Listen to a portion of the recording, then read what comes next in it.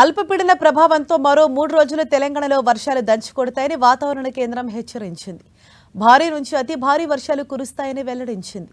వాయువ్య బంగాళాఖాతంలో అల్పపీడనం కొనసాగుతోందని, ఇవాళ అది వాయుగుండంగా మారి మధ్యాహ్నం వరకు దక్షిణ ఒరిస్సా, ఆంధ్రప్రదేశ్ మధ్య తీరాలు దాటే అవకాశం ఉందని తెలిపింది.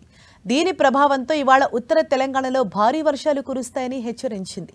3 జిల్లాలకు ఆరెంజ్ అలర్ట్ జారీ చేసింది. ఆదిలాబాద్, ఆసిఫాబాద్, మంచిర్యాల జిల్లాలకు ఆరెంజ్ అలర్ట్ జారీ అయింది. మిగిలిన జిల్లాలకు ఎల్లో అలర్ట్ జారీ చేసింది.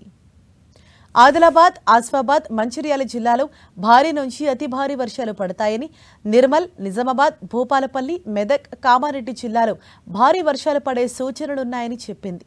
రేపు ఆదిలాబాద్, ఆసిఫాబాద్, మంచిర్యాల జిల్లాలో అక్కడక్కడ భారీ వర్షాలు పడే సూచనలున్నాయని, పలుచోట్ల ఉరుములు, మెరుపులు, ఈదురుగాలులతో కూడిన వర్షాలు పడతాయని తెలిపింది. ఇక హైదరాబాద్లో రాత్రి నుంచి వర్షం కురుస్తోంది. పలుచోట్ల చిరుజల్లులు, మరికొన్ని చోట్ల మోస్తరు వర్షం పడుతోంది.